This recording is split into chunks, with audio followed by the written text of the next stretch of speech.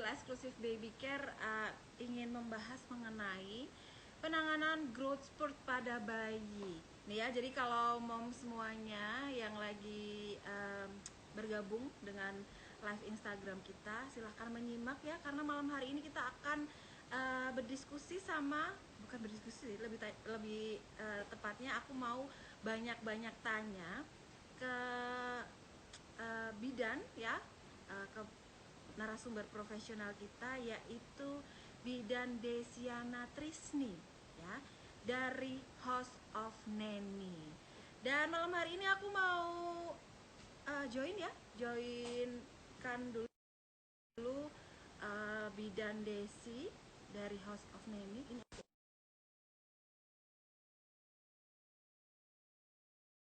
bahasan kita adalah penanganan growth spurt pada bayi. Nanti moms bisa bertanya kepada Bidan Desi, langsung aja masuk ke dalam kolom komentar ya. Ini dia. Hai. Hai Bidan Desi. Hai Mbak Arini ya? Iya, aku Mbak Arini. Aduh, Bidan Desi. Halo Mbak Arini. Belum bisa ketemu langsung, ketemunya di live Instagram ya. Iya loh, kapan-kapan aku main ke Solo ya. Iya. Nah, asalnya perkenalan dulu dong Bidan Desi. Kan aku udah tahu namanya, tapi pengen lebih tahu mengenai House of Neni itu apa. Oke, sebelumnya ini suaraku jelas nggak Mbak? Cukup jelas ya. Oke. Cukup jelas ya. Oke, clear semua ya? Iya. Oke, bismillah. Assalamualaikum, selamat malam. Untuk Mbak Arini ini join live sama Doodle dan juga House of Neni. Sebelumnya perkenalkan, saya Desiana. Saya biasa dipanggil Desi, saya bidan yang kebetulan sekarang saya tinggalnya di Kota Magelang. Jadi nggak terlalu jauh nih kalau dari Solo sebenarnya.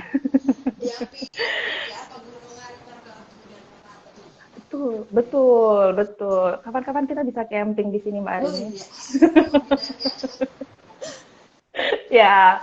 Kemudian di sini saya sebagai owner dan juga praktisi, terapis, mom and baby care, House of Neni di Kota Magelang yang melayani pijat dan terapi untuk tumbuh kembang bayi dan balita dan juga perawatan ibu dari hamil sampai pasca melahirkan, seperti itu Mbak Arini.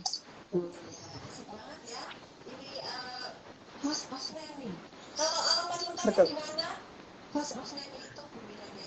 Untuk yang di Kota Magelang, kita ada di Bojongwetan, daerah Bojongwetan, Kecamatan Jurangombo Selatan, Kota Magelang. Untuk yang di Kabupaten, kita ada di Desa Salaman, Kabupaten Magelang. Itu. Jadi mungkin mas yang ada di sekitar Magelang ya, bisa datang atau mampir ke House of Neni ya, bisa konsultasi, bisa lakukan perawatan bayi dan juga momi ya. Betul. Oke. Dan malam hari ini aku manggilnya apa nih? Bidan Desi gitu ya. Dek. Aku yang mbaknya ya. Silahkan apa aja Mbak Arin, boleh. Oh, maaf, suaraku kurang keras ya? Agak jauh suaranya, tapi masih kedengeran. Oke. Jadi Ibu Bidan Desi ya, Desi. Ya. Iya.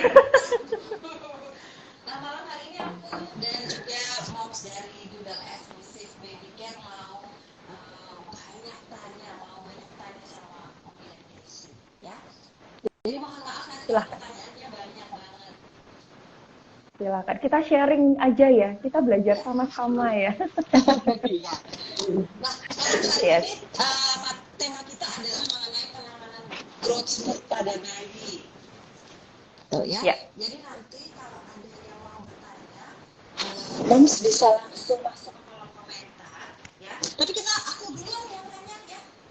Aku mau langsung Silakan. ke Bidan Desi. Boleh. Bidan Desi mengenai growth spurt itu sendiri ya. Jadi sebenarnya terlalu paham apa itu growth spurt. Sebenarnya apa Oke. sih growth spurt itu? Dan apakah Ya. semua bayi mengalaminya? Ya. Jadi sebenarnya kayak growth spurt ini sendiri nih kayak jadi istilah baru ya di ibu-ibu zaman sekarang. Kalau dulu mungkin belum ada istilahnya untuk growth spurt, tapi untuk tanda-tandanya sebenarnya sudah ada dari lampau gitu. Kalau kita bahasakan secara bahasa Indonesia gampangnya, jadi sebenarnya untuk growth spurt sendiri ini adalah, maaf jelas nggak? Kedengaran jelas nggak? Tunggu dulu. Oke, Oke, apa mohon kedengaran maaf jelas? ya, mohon maaf suaranya agak nggak kedengeran tadi, Bu Bidan. Maaf Oke, ya. sekarang sudah nggak apa-apa. Sekarang Sudah. sudah Oke, jelas. sudah. Oke, sip. Jadi aku ulang lagi Ya. Mbak Arini, sebenarnya kayak growth spurt ini tuh istilah baru lah, yang baru kita kenal masa-masa sekarang. Tapi untuk tanda dan gejalanya ini sebenarnya sudah ada dari masa-masa lampau. Dari dulu tuh ada, cuman namanya aja yang kita nggak nggak ngeh ternyata ada namanya gitu. Jadi untuk pengertiannya sendiri kalau kita bahasakan dalam bahasa Indonesia itu adalah lonjakan pertumbuhan atau percepatan pertumbuhan pada bayi dan anak yang berjalan maksimal dalam waktu yang relatif singkat atau cepat.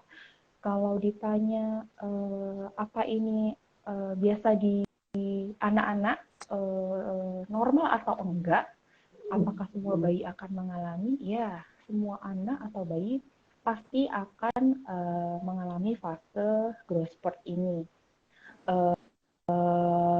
Karena ini adalah lonjakan pertumbuhan, jadi yang namanya tumbuh ini kan berhubungan dengan fisik ya, jadi tumbuh ini berkaitan dengan peningkatan atau penambahan dari tinggi badan, berat badan, lingkar kepala. Jadi semua anak pasti akan mengalami fase ini, baik dia yang mau bayi ASI maupun yang anak support, itu semuanya, semua bayi pasti akan mengalami fase-fase itu gitu.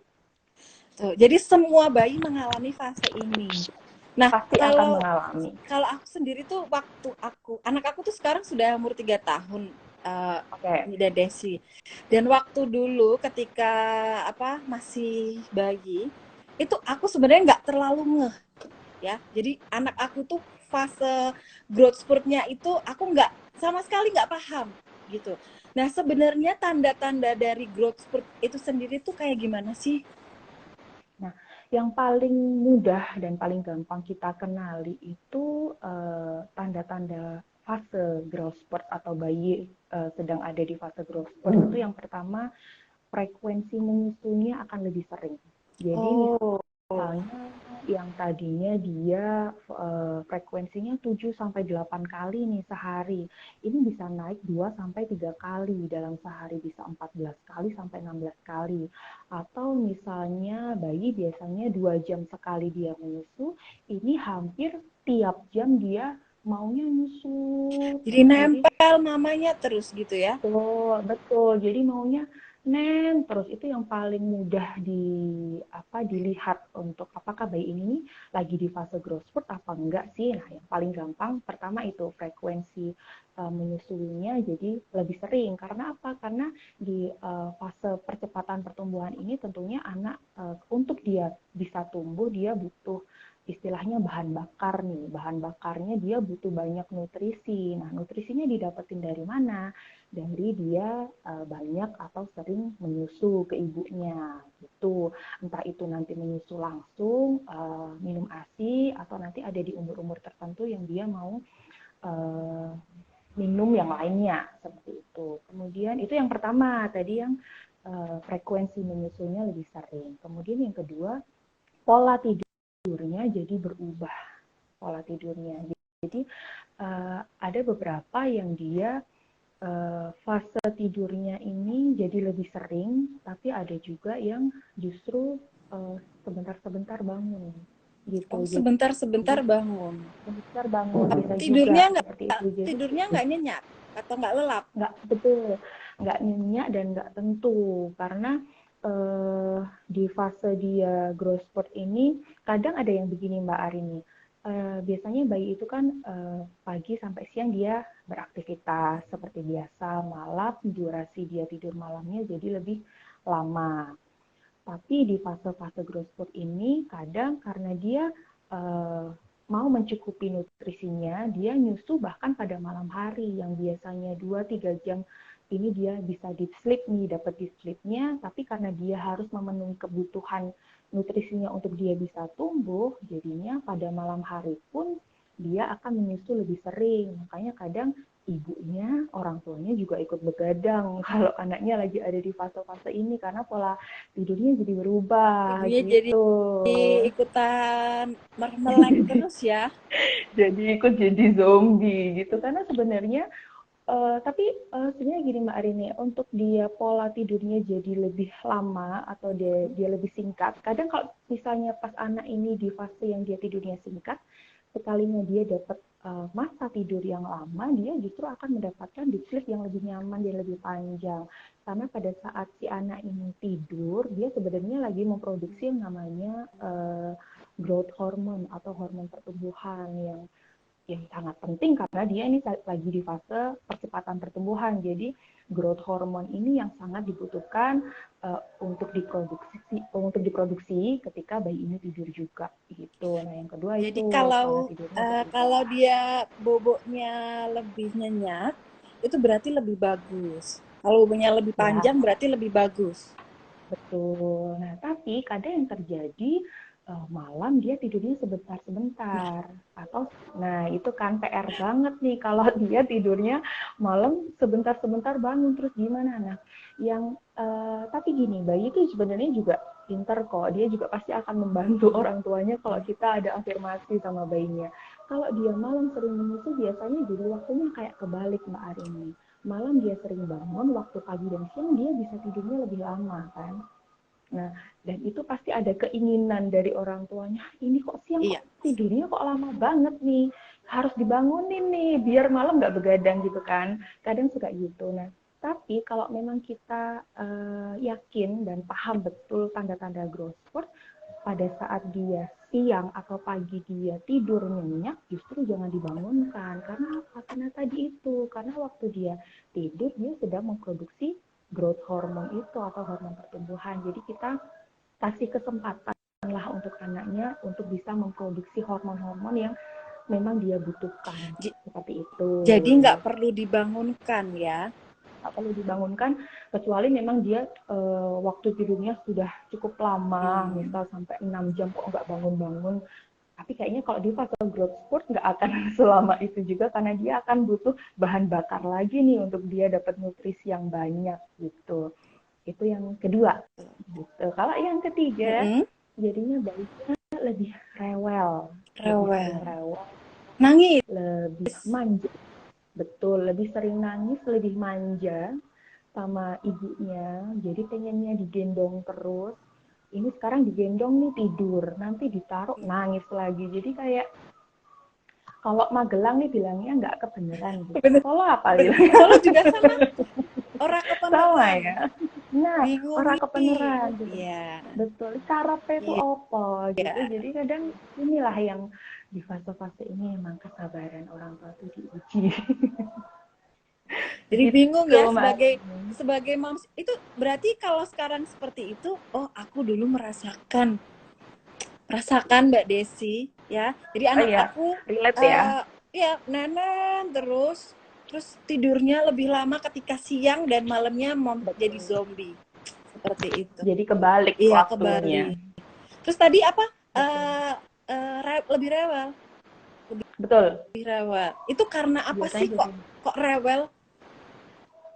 Jadi gini, pada saat dia di fase growth spurt ini sebenarnya ada si otot dan si tendonnya bayi ini lagi meregang, Oh. lagi meregang untuk dia uh, menambah menambah entah dia menambah berat badan, menambah tinggi badan ataupun lingkar kepalanya. Jadi ada peregangan di otot dan tendonnya dia untuk dia bisa tumbuh. Makanya biasanya dia lebih rewel. Kemudian yang kedua karena dia lebih sering menyusu, kadang jadi si anak ini lebih gampang kembung. Oh gitu. Jadi dia sering nyusut, terus sedangkan mungkin kapasitas lambungnya dia, kebutuhannya dia sebenarnya nggak sebanyak itu juga. Jadi gampang kembung, begah, kadang juga sisanya bisa gumoh gitu. Jadi perutnya jadi nggak nyaman. Itu yang bisa menyebabkan si anak ini kenapa lebih rewel, kemudian kenapa sering menangis itu karena hal-hal itu. Jadi nggak nyaman badannya, entah itu karena lagi ada peregangan atau karena perutnya yang nggak nyaman karena intensitas menyusui yang lebih sering. Mungkin kalau orang dewasa tuh ngerasainnya badannya pegel-pegel gitu mungkin ya, mungkin. Iya, betul. Lah kan kalau misalnya kita malam tidurnya cuma sebentar gitu kan pasti juga Capek. siangnya nggak enak, kembung gitu. Capek Sebenarnya. jadinya mungkin ya. Jadi momsnya mungkin yang mengalami growth spurt itu sendiri, bayinya juga ngalami rasa capek mungkin. Bisakah seperti itu? Betul, Mbak Arini. Kalau growth spurt itu sendiri, Bibi dan Desi, kira-kira berapa lama sih waktunya, kurun waktunya? Apakah sampai dia besar? Sampai usia berapa tahun biasanya growth spurt itu terjadi?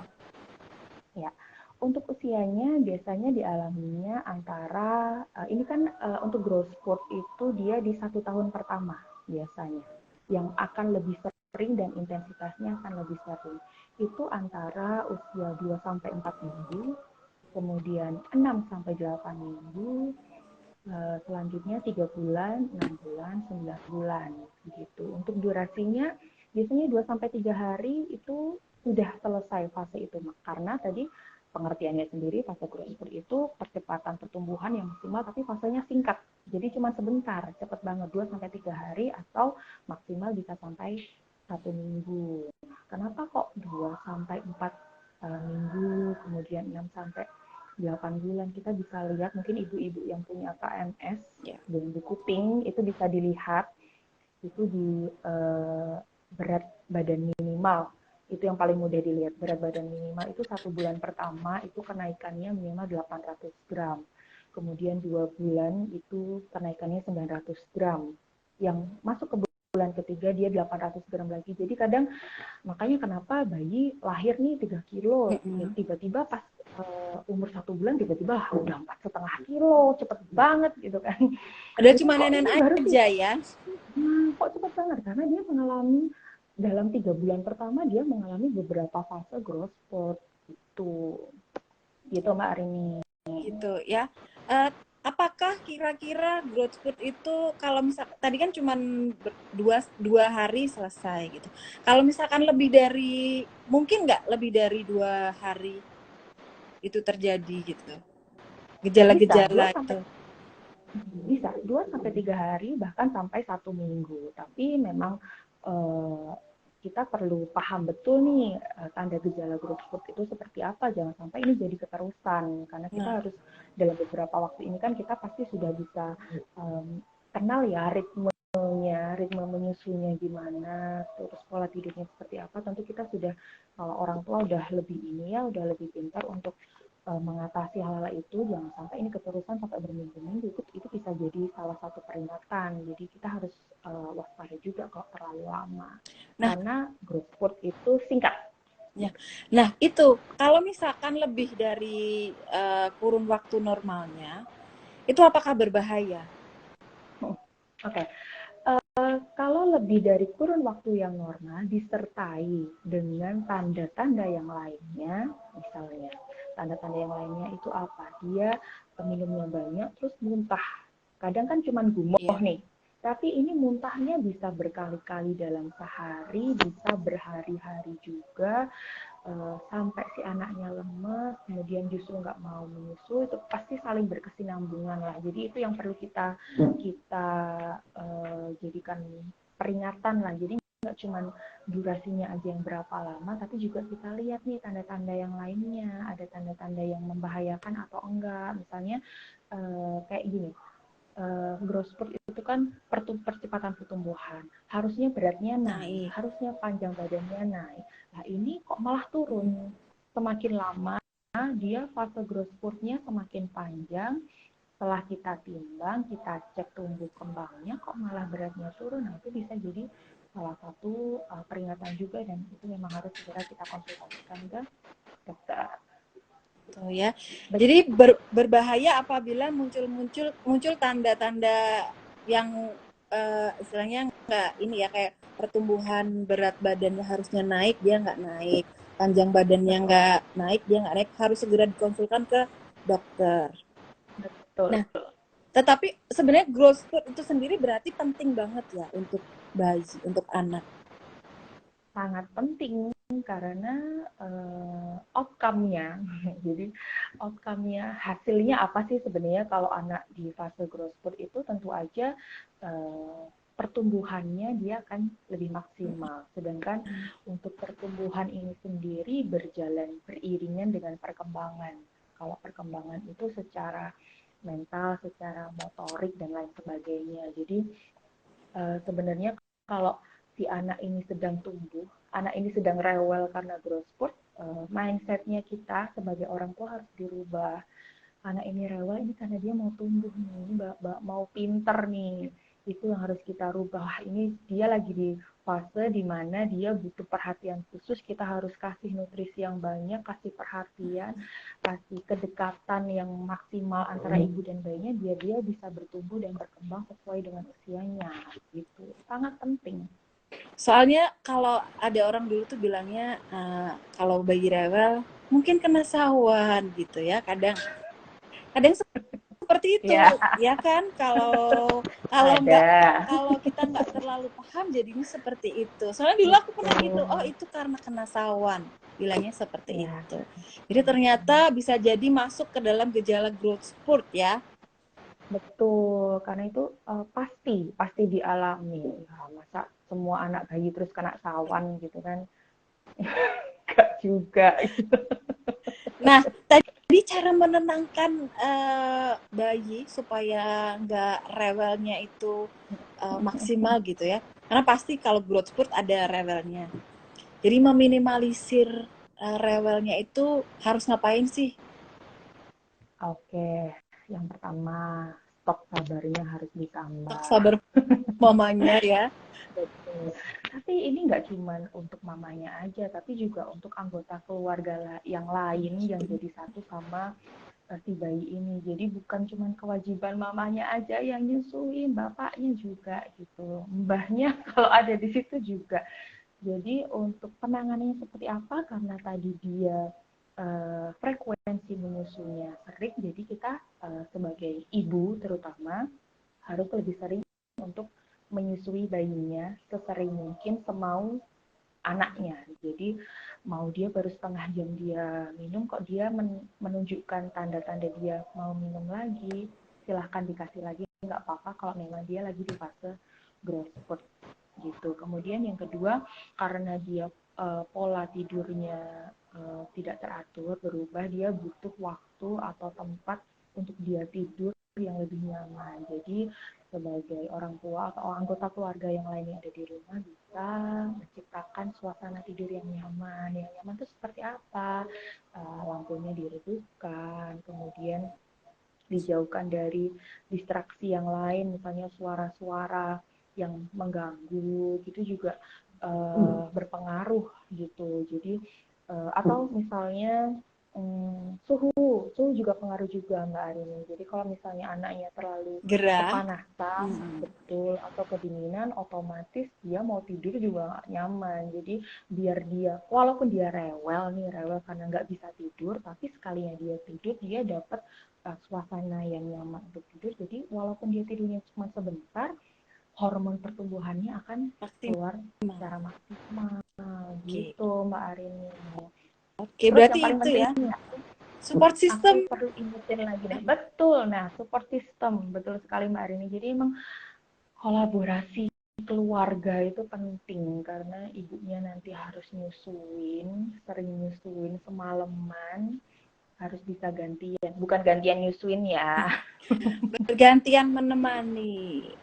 Betul, atau misalnya membantu pekerjaan rumah. Kalau misalnya yang ASI-nya setuju ya kalau Setuju membantu. banget. Ini mungkin Bu Bidan, mungkin ini untuk Ya, paps yang papa-papa yang menonton live malam ini tuh biar bisa ini apa namanya, oh kalau anak feel aku gitu growth ya. spurt berarti aku harus mendukung istriku dengan memberikan asupan-asupan kasih Betul. sayang gitu ya, Betul sekali. Itu memberikan penting banget. makanan-makanan yang enak-enak dan Betul. juga belayan kasih Setuju. sayang itu penting.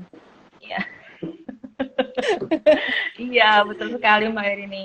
Karena jadi gini, kadang itu walaupun si anak ini ASI ya, kalau memang dia ibunya bisa memerah misalnya, kan bapaknya atau Iya. neneknya bisa membantu kasih ASINya dengan cara lain, misalnya dengan cup feeder atau pakai pet misalnya. Jadi kita kasih kesempatan untuk ibunya juga istirahat setelah begadang semalaman suntuk, anaknya maunya nempel sama mamahnya, ibunya jadi kurang tidur, jadi kita bisa bergantian. Jadi kerjasama antar anggota keluarga juga penting banget.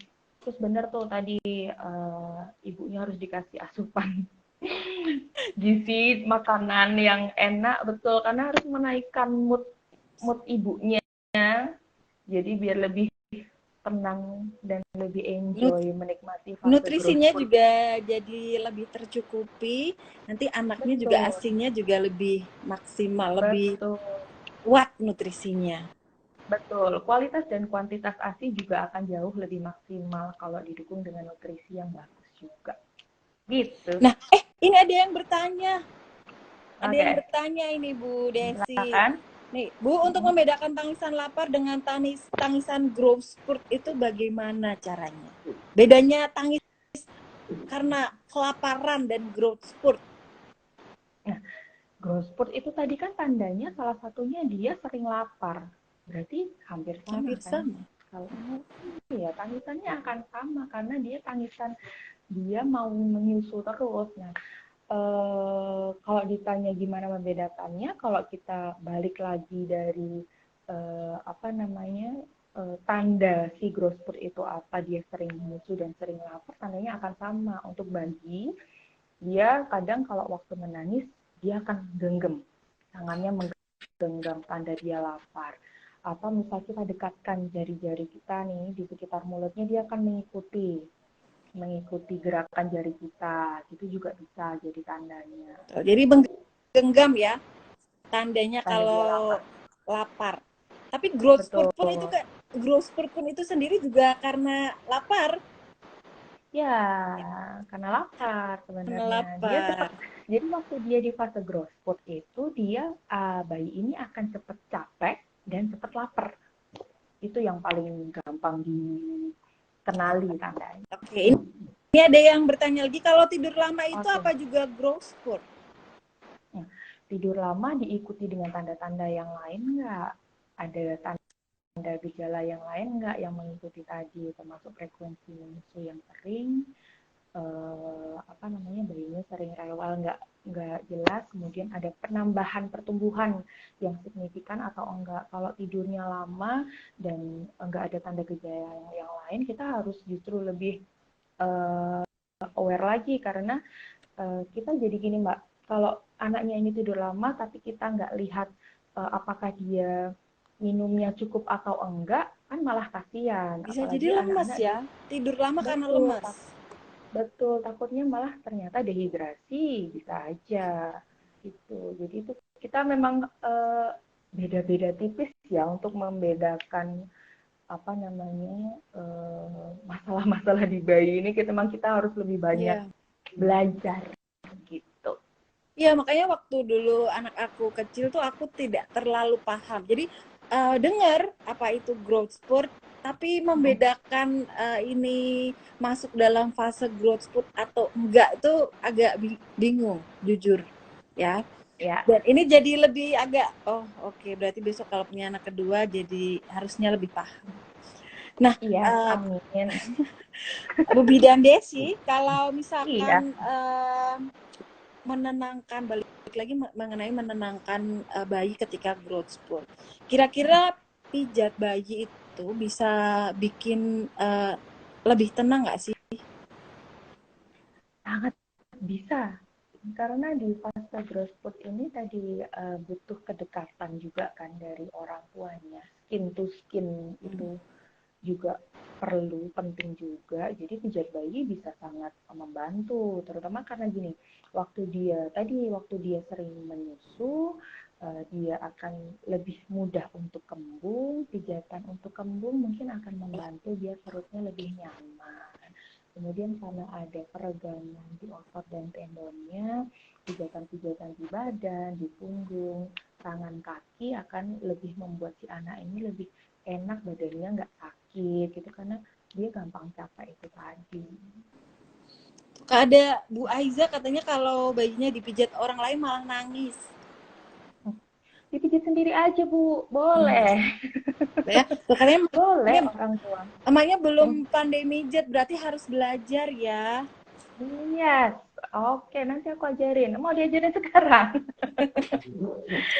Nah, itu tadi ngomong-ngomong mengenai ini kan belum pinter mijitnya.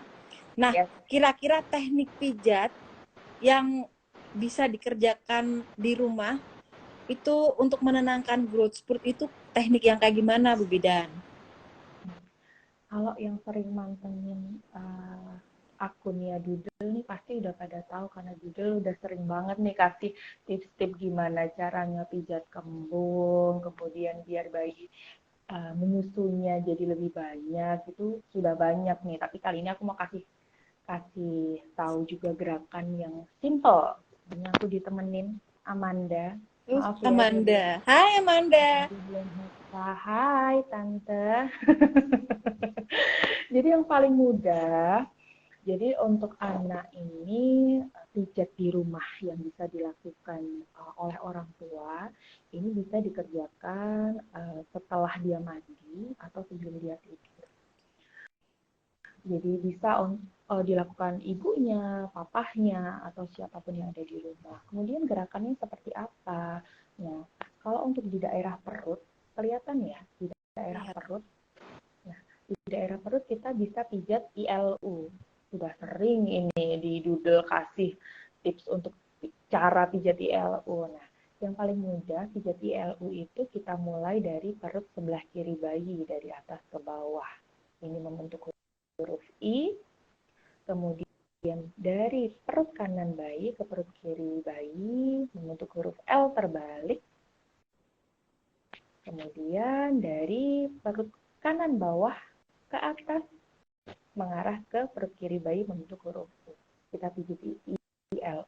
Ini untuk bayi yang usianya di bawah 1 bulan. Untuk pengulangannya memang tidak perlu terlalu banyak, karena takutnya nanti malah jadi overstimulasi. Kemudian tekanannya juga tidak perlu ditekan yang terlalu kencang gitu. Seperti mengusap saja, tapi kalau ini dilakukan berulang-ulang pasti akan ada efeknya juga ke bayi. Itu yang pertama untuk gerakan ILU. Kemudian yang kedua bisa juga kita pijat ke arah dengan jarum jam. Jadi di bagian perut, di perutnya searah jarum jam. Kemudian dengan kalau aku begini, jadi seperti mengayuh. Jadi kelingking kita ada di bagian bawah. Jadi begini, nah ini bergantian tangan kanan dan kiri, kita seperti mengayuh di perut bayinya. Itu yang paling simple bisa dikerjain di rumah. Kemudian untuk bagian punggungnya, karena pasti anak ini karena tidurnya nggak enak, ya ada rasa nggak nyaman di area punggungnya, kita bisa usap. Usapnya di mana? Nah ini yang perlu diingat, tulang belakang bayi ini nggak boleh ditekan terlalu kencang. Jadi di mana sih sebenarnya yang bisa kita kasih pijatan? Gampangnya ini misal ini di tengah ada tulang bayinya nih, tulang belakang. 2 jari kanan, 2 jari kiri. Jadi bukan pas di tengah-tengah tulang belakangnya. Kita kasih jeda 2 jari, baru kita usap dari bawah, dari atas pinggang mengarah ke atas, kemudian ke arah bahu, turun lagi. Atau misalnya dia di posisi tengkurap, bisa kita bareng kanan dan kiri. Begitu Mbak Arini. Itu yang paling mudah. Kemudian Kadang karena dia sering menyusu, otomatis dia harus lebih sering juga disendawakan. Ya, jadi jangan lupa untuk disendawakan. Gimana cara menyendawakannya? Sambil anak ini digendong berdiri, bisa diusap dari bawah ke atas, atau bisa juga dengan tepukan yang lembut, dengan ritme yang teratur. Kenapa? Jadi biar seolah-olah bayi ini kayak lagi mendengarkan detak jantung ibunya. Jadi tepukannya pun harus berirama, nggak langsung Buk buk buk. tanpa betul. Jadi harus dengan irama. Jadi seolah-olah bayi ini ada di dekapan ibu mendengarkan kayak waktu dia di dalam rahim gitu. Nah, untuk berapa kali sih sebenarnya normalnya pijatan itu dilakukan ketika bayi mengalami growth spurt?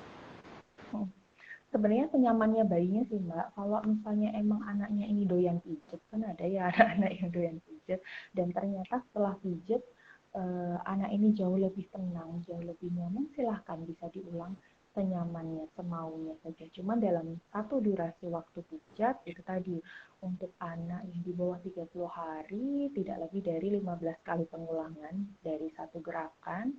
Kalau untuk yang di atas 30 hari, bisa 50 kali pengulangan pun nggak apa-apa, nggak masalah dari ini. Oke.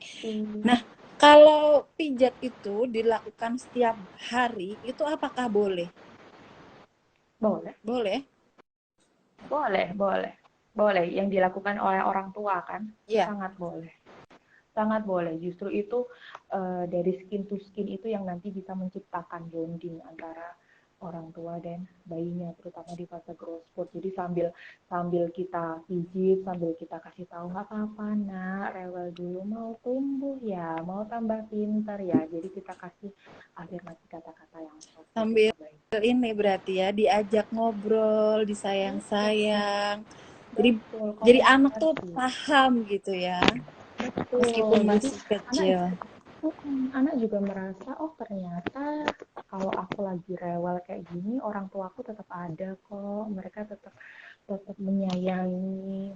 Anak itu nggak usah lah dia udah lahir dari dalam rahim aja, dia sudah pinter dan bisa diajak komunikasi. Jadi itu yang paling penting lah, komunikasi.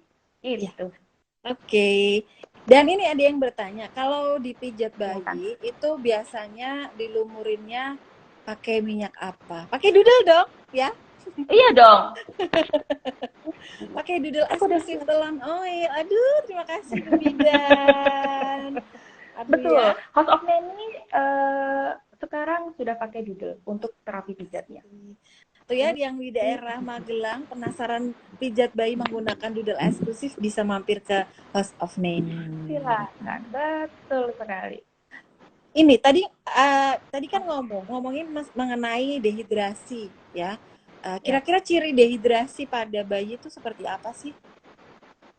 Yang paling mudah ya, dia yang tadinya sering mau nyusu jadi males untuk menyusu, bahkan nggak mau sama sekali. Itu bukan karena tanda dia kenyang? Beda Mbak. Nah, terus ada tanda yang lain, ada cekungan di area mata.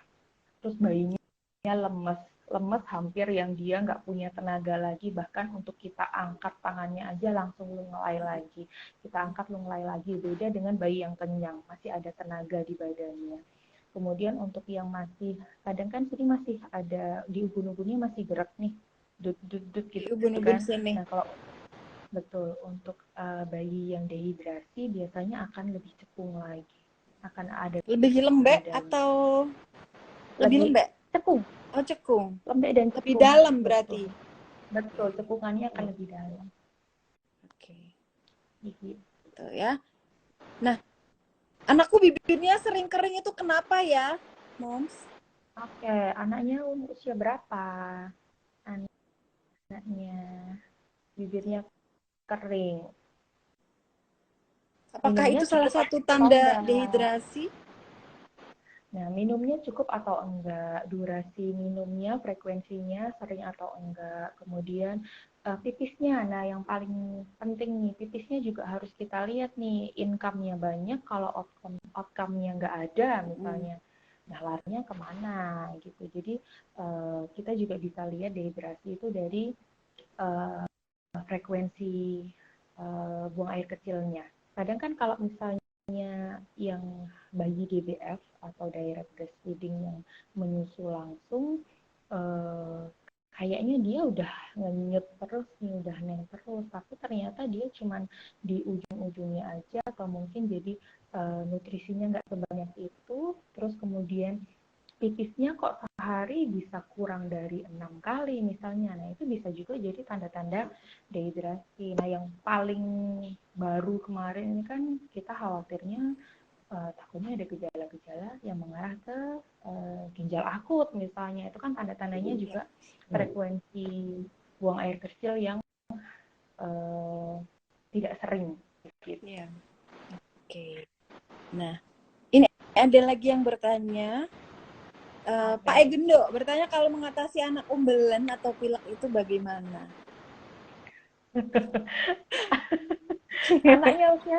Anaknya usia berapa Pak Egendo? Usia berapa? Anaknya usia berapa?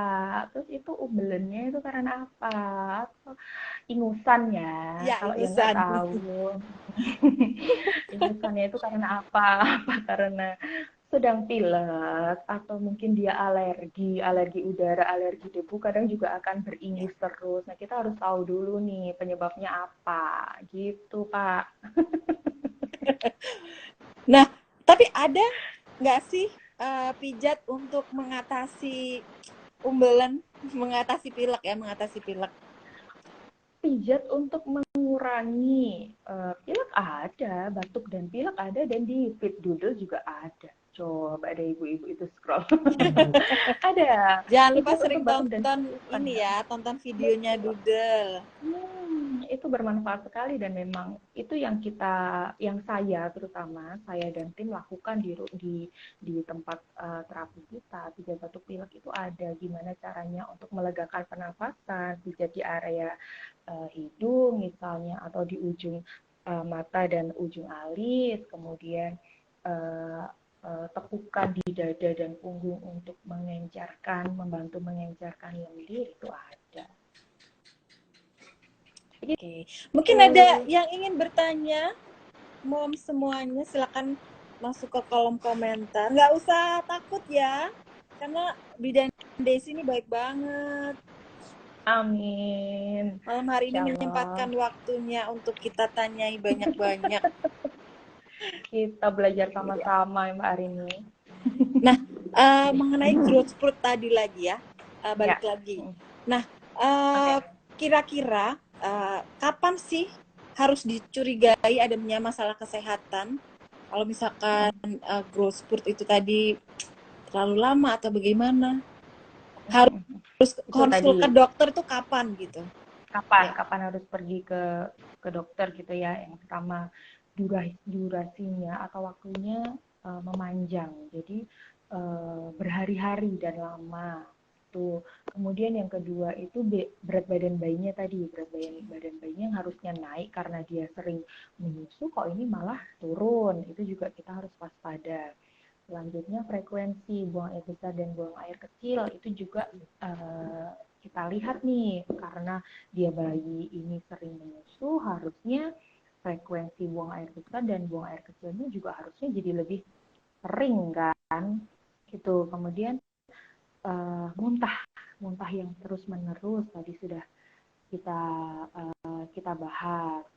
Terus karena dia kembung, terus tadi sudah ada diajarkan pijat ilu untuk mengurangi rasa kembungnya dia, tapi kok perutnya jadi semakin membesar misalnya, atau semakin tambah keras, itu juga kita harus waspada. Atau misalnya untuk bayi-bayi yang dia minum susu formula, misalnya ini sudah di atas 6 bulan, dia sudah ditambah susu formula, karena biasanya untuk susu formula kan harus dengan rekomendasi dokter ya untuk pemberiannya, karena anak ini maunya minta susu terus, akhirnya sama orang tuanya sering dibikinin, ternyata menunjukkan tanda gejala alergi, misalnya badannya kok tiba-tiba bentol-bentol atau merah sebadan. Nah, itu juga kita patut curigai dan harus segera kita konsultasikan ke dokter. Oke. Ini ada yang bertanya, kenapa kebanyakan bayi pos sesar sering grok-grok kayak bapil? Dan juga bagaimana cara mengatasinya? Oke, sebenarnya nggak cuma pos sesar aja kok. Pos normal pun itu normal sih sebenarnya, karena memang untuk penyedotan atau penghisapan lendir itu tidak rutin harus dilakukan kalau memang tidak ada indikasi tertentu pada waktu persalinan. Dan yang perlu diingat, saluran pernafasan bayi itu kan sangat kecil ya. Dan di saluran pernafasan itu nggak cuma di bayi, di kita pun juga ada lendirnya di sekitar di sekitar ruang saluran pernafasan itu. Dengan adanya gesekan udara, otomatis kadang akan menimbulkan suara grok-grok. Nah, kita bisa atasi dengan sering dibalur dengan dudel, dadanya, punggung atasnya, atau juga bisa dijemur dengan pakai baju, jangan telanjang. Itu bisa membantu untuk sedikit melegakan pernafasan. Tapi itu normal kok sebenarnya. Nanti semakin dia besar, bertambahnya usia, saluran pernafasannya juga semakin membesar, meluas, nanti akan hilang sendiri. Jadi untuk grok-grok itu sebenarnya bukan hanya pos sesar aja ya, Bu. Betul. Tapi juga yang pervaginam pun juga bisa bayinya mengalami pertama. Oke. Nah, tadi ngomong-ngomong soal berjemur harus pakai baju? Yes. Berjemur harus pakai baju. Dulu, jadi kira-kira 2 tahun yang lalu masih boleh, sebelum pandemi itu masih boleh nih kita berjemur itu dengan dilepas bajunya di cahaya matahari langsung atau dihalangi dengan kaca, jadi sinar mataharinya nggak langsung. Tapi sekarang ini dari beberapa literatur yang saya pernah pelajari, memang tidak disarankan bayi ini langsung terkena sinar matahari karena sangat sensitif ya, kulit bayi terutama yang masih newborn atau di bawah 1 bulan. Jadi takutnya adanya sinar matahari langsung yang kena ke kulit dengan durasi yang lama, dengan pemilihan waktunya kita yang kurang tepat, misalnya mataharinya udah mulai tinggi kita baru keluar ngajak jam 12 gitu. Jadi itu juga pengaruh. Betul, kasihan anak. Gitu deh. Oke. Terima kasih Bu Bidan Desi. Ya, ini yang ingin bertanya silakan ya, Moms, nggak usah ragu, tanya aja, masuk ke kolom komentar ya. Jadi malu-malu ini sepertinya Moms. Tadi ada beberapa yang sudah masuk, sudah dijawab oleh Bidan Desi. Berarti untuk growth spurt itu sendiri itu sebenarnya sangat normal terjadi di semua bayi ya. Betul, sangat normal dan pasti akan terjadi di semua bayi. Gitu. Yang paling penting adalah momsnya harus bersabar ya. Jadi seperti yang Bu Bidan bilang, harus bersabar, support sistemnya harus kuat ya. Betul. Ibu harus mencukupi asupan nutrisi yang cukup dan bergizi, kerjasama, kolaborasi. Itu. Kalau memang membutuhkan pertolongan profesional, misal tadi kayaknya ada yang bilang anakku kalau dipijit sama sama mamahnya geli-geli gitu, atau malah nggak mau gitu. Kadang anak-anak ada yang gitu, kenapa ya Mbak, kalau dipijit Mbak itu dia bisa antem, tapi kalau saya mijit baru perutnya aja udah geli. Boleh, silakan datangi profesional untuk membantu untuk mengurangi keluhan-keluhan kembung atau keluhan tidak nyaman pada bayinya. Silahkan. Karena mungkin profesional lebih paham ya titik-titik mana aja yang bisa menyelesaikan permasalahan. Tetapi ibu juga wajib untuk belajar ya. Wajib tahu. Harus tahu dan belajar ya. Betul. Oke. Kayak Mom Aza ini nih menjawab bahwa jadi ibu tuh harus waras. Benar banget Ibu. Setuju banget harus waras. ikhlas dan sabar. Nah, ini ada yang bertanya, growth spurt itu apakah Oke. berulang atau sekali aja? Nah, itu tadi ini udah kita Ya. bahas tadi. Jadi waktunya 2 sampai 4 minggu, 6 sampai 8 minggu, 3 bulan, 6 bulan, 9 bulan. Biasanya di waktu-waktu itu, 1 tahun pertama. Kalau di atas 1 tahun, apakah masih terjadi yang namanya growth spurt? Ada beberapa, tapi sudah jarang karena dia kebutuhan nutrisinya sudah ditambah dengan yang MPASI lainnya kan. ya. Maksudnya kebutuhan makannya juga lebih variatif dibandingkan anak-anak yang di bawah 1 tahun. Jadinya biasanya gejalanya akan lebih ringan. Tapi tetap ada 1-2 gitu, Ada mungkin kemungkinan dia terjadi. iya, betul. Karena dia masih ada di fase bertumbuh dan berkembang. Oke. Aku tuh pernah dengar bahwa 2 tahun pertama itu adalah masa emasnya pertumbuhan Betul. dari bayi. Berarti mungkin Betul. masih dalam waktu growth spurt itu tadi ya, 2 tahun itu mungkin. 2 tahun pertama, betul. Cuman yang memang waktunya pasti dan akan berulang itu 1 tahun Oke. pertama. Kalau untuk golden age-nya sampai 2 tahun.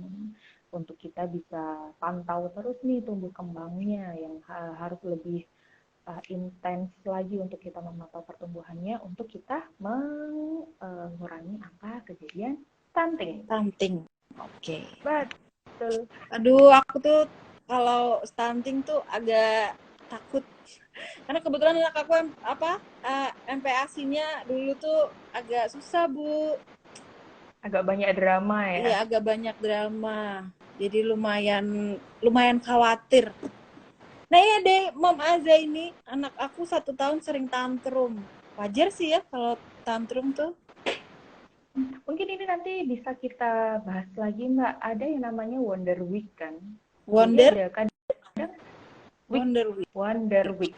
Oh, aku baru sekali ini aku dengar Wonder Week. Taunya Wonder Woman. Mbak Arini nih Wonder Woman. Jadi ada juga yang namanya Wonder Week, Mbak. Mbak siapa tadi namanya? Mom Jadi Aza.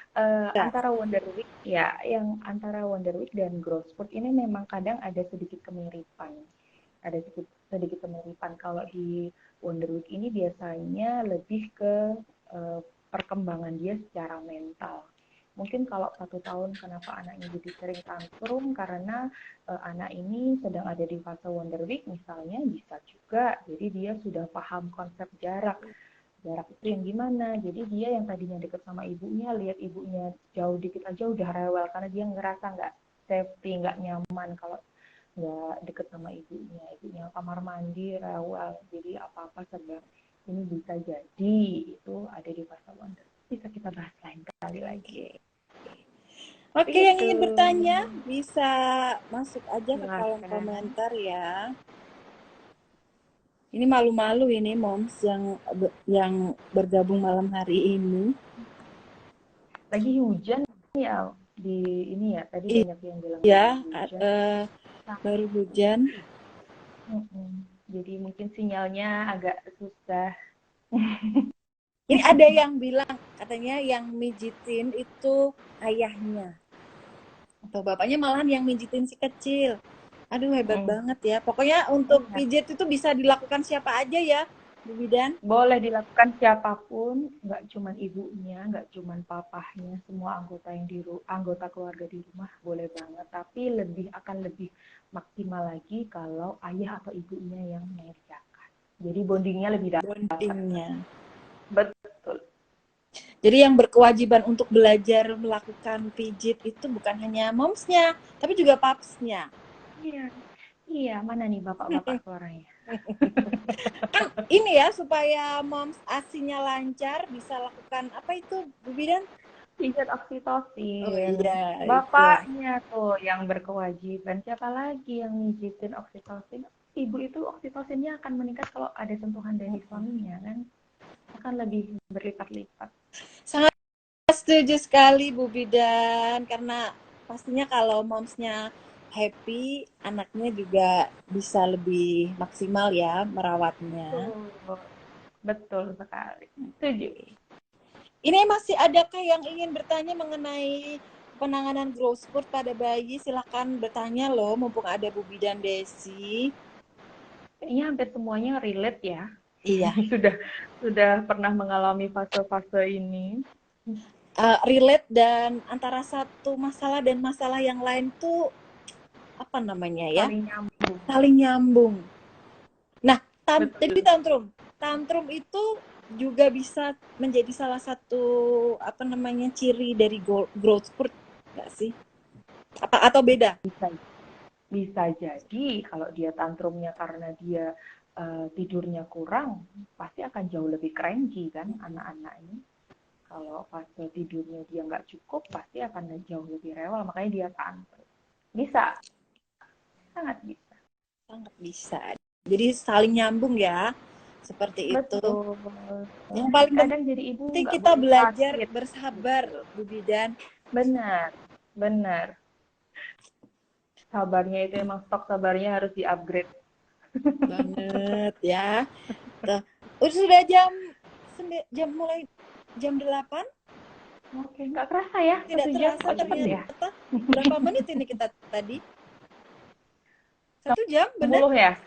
1 jam ya? Ternyata. 1 jam pas, Bu Bidan Desi. Alhamdulillah. Semoga cukup membantu dan bisa mudah dipahami. Sangat membantu sekali dan sangat mudah dipahami sekali. Terima kasih Bu Bidan Desi.